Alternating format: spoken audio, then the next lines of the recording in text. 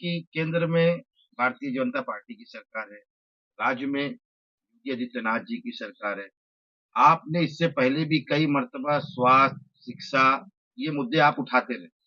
लेकिन इसी लालगंज के अंदर तकरीबन नहीं बोल के 25 से 30 हॉस्पिटल इस तरीके के चल रहे हैं, जो कोई 10वीं पास है, फेल है, कोई 9वीं फेल है। इस तरीके के डॉक्टर जो हैं, झोला छाप जो कंपाउंडरिंग की नौकरी करते हैं और हॉस्पिटल बना के चल रहे हैं।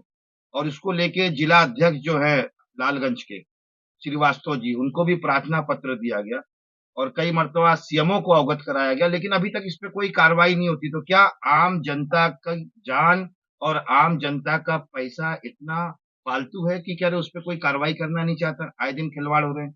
नहीं, देखिए आप जो बात कर रहे हैं इस संदर्भ में हमारी सरकार ने पहले भी योगी सरकार ने और मोदी सरकार ने भी सेंट्रल गवर्नमेंट और राज्य सरकार ने एक अभियान चलाया हुआ है। कई सालों से ये अभियान चल रहा है कि जो इस तरह के इलीगल प्रैक्टिसेस चल रही हैं उसको बंद किया जाए। हाँ, कुछ लोग जरूर उसमें अभी बच सकते हैं, लेकिन आने वाले समय में सरकार की पूरी कोशिश है कि जनता को बेहतर स्वास्थ्य सुविधाएं उपलब्ध कराए। नहीं, जैसा मैं कह रहा हूँ सर, कि मैं ये नहीं कह रहा हूँ कि सरकार भ्रष्ट है। अगर जैसे सीएमओ आईएन तिवारी है, जिले के मुखिया मुख्य चिकित्सा अधिकारी हैं, तो अगर उनको अवगत कराया जाता है कि ये अवैध तरीके से ये अस्पताल चल रहा है, तो सरकार तो उनको पैसा ये देती है कि उनके जो एरियाज आते हैं उनमें वो चेकिंग करे कौन अस्पताल रजिस्टर्ड है, कौन अनरजिस्टर्ड है। तो सीएमओ कार्रवाई क्यों नहीं कर रहे हैं? क्या सीएमओ सरकार विरोधी कार्य नहीं कर रहे हैं? अगर वो ना कार्रवाई नहीं कर रहे हैं तो? नहीं, नहीं, देखिए सरकार विरोधी कोई काम सीएमओ नहीं कर रहे हैं, है ना? आगे किसी को करना भी चाहिए। उन्होंने वो कोशिश कर रहे हैं कि जो इस तरह के इलीगल प्रैक्टिसेस चल रही है हॉस्पिटल के रूप में उसको चिन्हित करेंगे वो। चिन्हित करके जो उचित कार्रवाई होगी, कानूनी प्रक्रिया होगी, उसके तहत उनके ऊपर कार्रवाई ज़रूर करेंगे, आने मेरे वाले पास समय में। 25 से 30 हॉस्पिटल हैं जिनको मैंने चिन्हित किया हूँ। मैं आपको प्रार्थना पत्र दूं, क्या उस पर कार्रवाई करेंगे आप? निश्चित रूप से आप दीजिए, उसको सरकार के संज्ञान में लाया जाएगा, यहाँ के सीएमओ के संज्ञान में लाया जाएगा और पूरी कोशिश रहेगी कि यहाँ के लोगों को बेहतर स्वास्थ्य सुविधाएँ मिलें।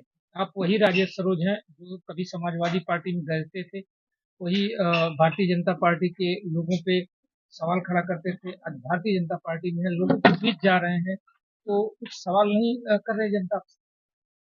देखिए, जो आप कह रहे हैं मैंने कभी भारतीय जनता पार्टी के लोगों के ऊपर कभी सवाल क्वेश्चन मार्क नहीं किया, किसी के ऊपर कोई सवाल नहीं उठाया, ना मैंने आज बीजेपी में हूँ तो सपा के लोगों के ऊपर कोई क्वेश्चन मार्क नहीं कर रहा हूँ। हाँ, जो उस समय कमियां थी उसको मैंने जरूर इंगित करने का प्रयास किया है।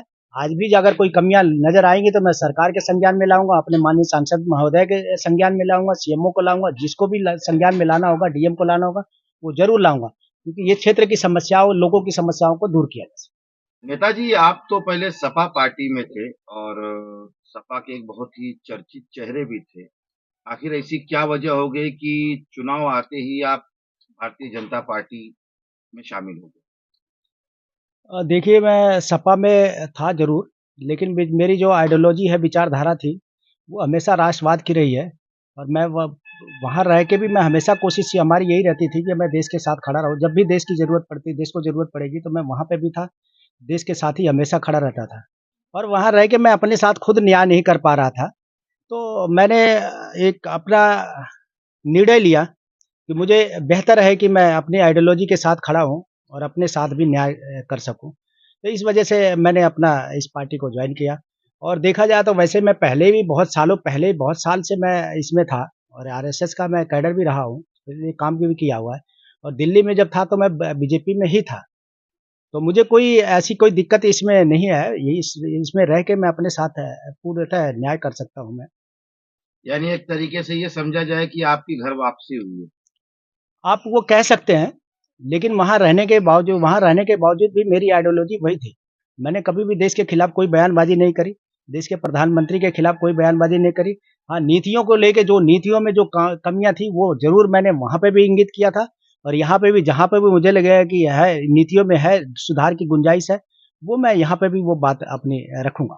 लोग कयास लगाते हैं कि जैसे बाबू धनंजय सिंह और तमाम लोगों को जो है ईडी, सीबीआई तमाम तरह की बातें कहकर पार्टी में लाया जा रहा है या इधर-उधर किया जा रहा है। क्या वो समीकरण आपके साथ भी हो सकता है? नहीं, नहीं, ऐसा कुछ भी नहीं है। देखिए, देश की एजेंसियों पे कभी भी क्वेश्चन मार्क नहीं लगाना चाहिए, क्योंकि देश की एजेंसियाँ हम पहले भी यही रही हैं, आगे भी यही रहेंगी, आज भी यही है।